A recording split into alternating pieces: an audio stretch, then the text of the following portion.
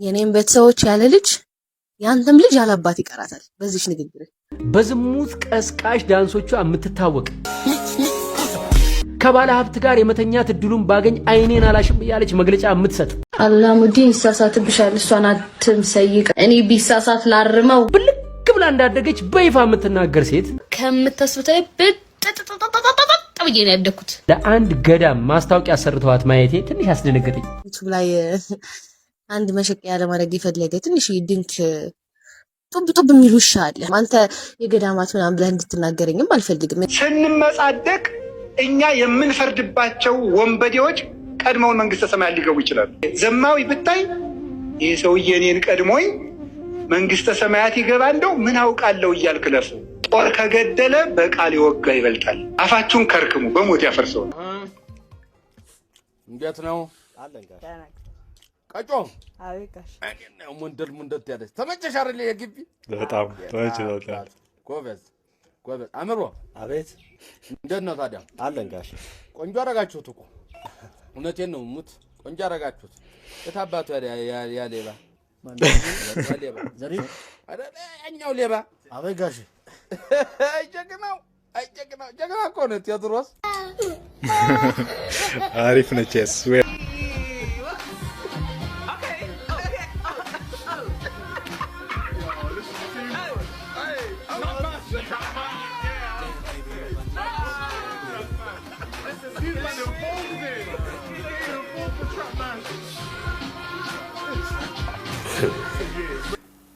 እኔ እዚህ ምድር ላይ ስኖር እንግዲህ ጋይስ እዚህ ምድር ላይ ከተፈጠርኩኝ ጀምሮ እንደ ካሉ ቀብራራ ሀበሻ አይቻላቅም ጋይስ። ሚሊየን ዶላር አጠገቡ መጥቶ ቴክስት የማይመልስ ስፖንሰሮች መጥተው የስፖንሰር ቴክስት የማይመልስ Kalu Pudik, a boy from an African slum, creates astonishing fashion styles using discarded materials. He has no expensive brands and no luxurious fabrics. Kalu's material library is truly unique. አገር ሙታለች ዳስ ጣልብለህ ለትውልድ አይነገር። ወስዬ ለወጣቶች እሱ ነው። ዳሱን አፍርሱትና ደስ የሚለው ተስፋ ላይ ተቀጣጩ። በዚህ በገዳይ የዘር መንግስት ስር የተደበቁ ጽንፈኛ ዋሃብያና ቅድም እንዳልኩት ተረፈናዚ ነው የምላቸው እኔ እዚህ ግንብ የተፈለፈሉትና ኦነግን የወለዱ አቡነ ፋኑኤል ከ120 ሚሊዮን ብር በላይ የተገመተ G+2 ህንፃ መኖሪያ ቤታቸውን ለመቄዶንያ በስጦታ አበረከቱ። ዘፈን ከተለቀቀ እንግዲህ ሳምንታት እየቆጠረ ነው። ነገር ግን አጀንዳው አሁን እየሄደ ነው። በተለይ ደግሞ የአብይ አገዛዝ በጣም በዚህኛው ዘፈን የተንቀጠቀጠ ነው። በእያንዳንዱ በነፍስ ወከፍ አስተማሪ አለ። በነፍስ ወከፍ አስተማሪ የሌለው አለ። ቴዲ አፍሮ ብዙዎቹን ያስለቅሳል። ለኡስታዝ ያሲን ኑሩ አድርሱልኝ። ኡስታዝ ያሲን ኑሩ ያሳከኝ ነገር ካሳከኝ ካባባሉ ዳሳን ጥልም አገር ፈርሳለች አይባልም ምናምን ብላ ትውልድን አገር ፈርሳለች ዳስህን ጣል ተብሎ አይገነባ። ይሄ ማህበራዊ ሳይንስን የማያውቁ ግለሰቦች ናቸው። ትውልድ እንዴት እንደሚታነጽ የሊደርሺፕን ሳይንስ የማያውቁ ገጣሚዎች፣ አዝማሪዎች ናቸው የሚሉት። ግን የምትናገረው እንደማታውቅ የምነግርህ ለምን እንደሆነ ታውቃለህ? እዛው ላይ ለአክሱም ድምፁ ነው ብለህ ደግሞ መጣ እዛው ድንኳን ጣልክ፣ ዳስ ጣልክ። ለዚህ ነው የምትናገሩትን አታውቁም እምላችሁ። ያሲን ኑሩ ምንድን ነው ያልከው?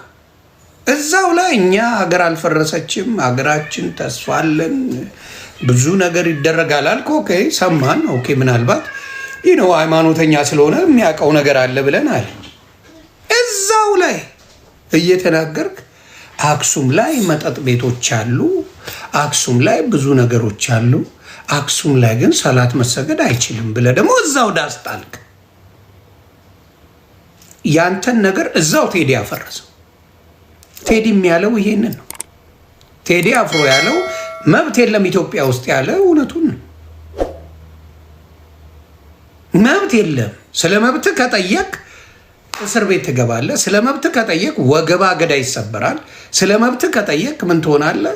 ትሸማቀቃለህ ነው ያለው። ስለዚህ ለአንተ እኮ ድምፅ ሆነልህ ቴዲ አፍሮ። አየህ አለማሰብ ካድሬ መሆን ብዙ ጊዜ ምን ያደርጋል? የምታወራውን ቅዠት እንኳን አታውቀው፣ ቅዠትን አታውቀው። በነገራችን ላይ ቀስ ብዬ ልዘግብህ 35 መስጊድ ያፈረሰልህ መንግስት ነው እንድታውቀው ብዬ ምናልባት ከረሳው ብዬ የምነግርህ 35 መስጊድ ያፈረሰው አንተ የምታጨበጭብለት መንግስት ነው። ኡስታዙ ራሱ ዳስ ጥለሃል። ይሄ ሙስሊሞችን በተመለከተ ሳይሆን በሙስሊም ስም የሚነግዱ አጭበርባሪዎችን በተመለከተ ነው። 35 መስጊድን ያረሰልህ ማን ያረሰልህ? አየህ ችግሩን አታውቁትም። ማስተዋል የለም። ራስ ዳስ ጥለሃል። አክሱም ላይ ድምፅ ማልሆንበት ምክንያት ለምን መሰለህ? እናንተ አማራ ክልል ቢሆን እንደ ጉድ ነው የምትጮሁት። አማራ ክልል ላይ አንድ ነገር ቢሆን ኖሮ እንደ ጉድ ትጮዋላችሁ። ኦሮሚያ ክልል 35 መስጊድ ፈርሶ ምንም አልጮዋችሁ። ይሄ ነገር የተፈጠረው አማራ ክልል ላይ ቢሆን የአማራ ሕዝብ መቆሚያ መቀመጫ የለውም። አሁን ጨረፍ እያደረጉ ነው የሚያወሯት ስለ አክሱም። የአማራ ልጆች ይግባችሁ። ጨረፍ አማራ ክልል ላይ ግን የሆነ ቦታ ላይ አትሰግዱም ቢባል በቃ አማራ መቆሚያ መቀመጫ የለውም። ሁሉም ተነስቶ አማራ ሙስሊም ጠል ነው እየተባለ ሲጮህበት ይውላል። ደግነቱ አማራን እግዚአብሔር ሲያተርፈው አማራ ክልል ላይ እንደዚህ አይነት ጩኸት የለም። ሂድና ጩራስ እንስማ። ኦሮሚያ ላይ መስጊድ ሲፈርስብህ ጸጥ፣ ትግራይ ላይ አትሰግድም ስትባል ጸጥ፣ አማራ ክልል ላይ ኮሽ ይበል ልትጮሁ ልትበሉት ትደርሳላችሁ። ቁማራችሁ ገብቶናል። ለምን ተዘቅዝቃ አትሞት? ምንም የምንለው ነገር የለም። ዩቱብ ላይ አንድ መሸቂያ ለማድረግ የፈለገ ትንሽ ድንክ ጡብ የሚል ውሻ አለ። አንተን እኔ አክብሬ አላናግርህም። ለምናገረው ንግግርም ከዚህ በኋላ ይቅርታ ጠይቃችኋለሁ ሁላችሁንም። ግን የመጣው አየክ አሁን መተህ ነፍሴን ብትወስድብኝ ምንም የማይመስለኝ በቤተሰቦቼ ነው የመጣው። በእናቴ በአባቴ ነው የመጣው። በብቸኛ ሴት ልጃቸው እነሱን ለመናገር ነው የሄድከው። ይሄ ሁሉ ምክር ቢሆን ደግሞ ይሄው መቤቴ ምስክሬ ምንም አይመስለኝም ነበር። ግን አንተ ማስታወቂያ ለመስራት አረጋውያንን ጨርሰህ ቤተክርስቲያንን ጨርሰህ እኔ ላይ መምጣትህ በጣም ገርሞኛል። እኔ ስርቄ ነው ቢያንስ ስርቄ ነው። እያሳሳትኩኝም ሰው አይደለም፣ እየፖስተትኩኝም አይደለም። አንተ የገዳማት ምናምን ብለህ እንድትናገረኝም አልፈልግም። እኔ ህሊና ስላለኝ የገዳማት ነገር መስራት ከታውኩኝ ቆይቻለሁ። አንተ አትነግረኝም።